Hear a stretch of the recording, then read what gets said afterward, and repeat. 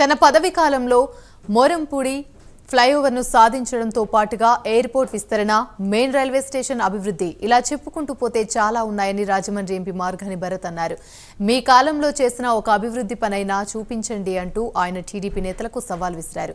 తాను అభివృద్ధి పేరుతో 25% కమిషన్ తీసుకుంటున్నట్లుగా ఆరోపణలు చేస్తున్నారని, రుజువు చేస్తే రాజకీయాల నుంచి తప్పుకుంటానన్నారు.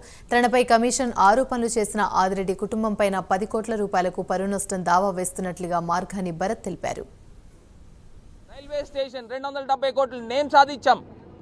ఇవాళ ప్రభుత్వ మెడికల్ కాలేజ్ మేము సాధించాం. ఈఎస్ఐ హాస్పిటల్ 100 కోట్లతో మేము సాధించాం.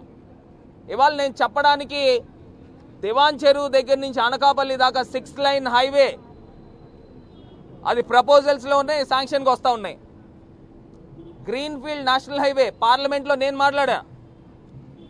ఇవాళ కంబాల్ చెరువు, ఈట్ స్ట్రీట్, హ్యాపీ స్ట్రీట్, ఇదే ఓపెన్ ఎయిర్ యాంఫీ థియేటర్ మొత్తం జలగల్లాగా రాజమండ్రి ప్రజలందరినీ కూడా పట్టుకు పీడించి ఇవాళ మాట్లాడుతూ ఉన్నావా? ఇవాళ మా క్యారెక్టర్ గురించి, మా కుటుంబం గురించి వేలెత్తి చూపించే అంత స్థాయి మీకు లేదు.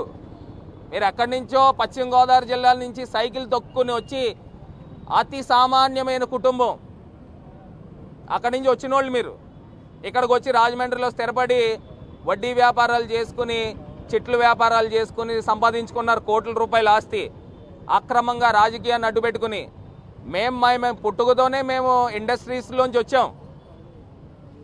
మా తాతగారు, మా తాత ముత్తాతల దగ్గర నుంచి కూడా. ఇవాళ మా పైన కమిషన్ల పైన నువ్వు తీసుకొచ్చి బురద జల్లేస్తే కుదురుతుందా? ప్రజలు ఎవరైనా అమాయకులా? ఒకటి గుర్తుపెట్టుకోమని కోరుతూ ఇవాళ ఈయన ఆదిరెడ్డి శ్రీనివాస్ పైన, ఇంకా వాళ్ళ తాలూకా వాళ్ళ పైన సెక్షన్ 500 ప్రకారంగా డిఫేమేటరీ సూట్ ఫైల్ చేస్తూ ఉన్నాం 10 కోట్ల రూపాయలకి సిద్ధంగా.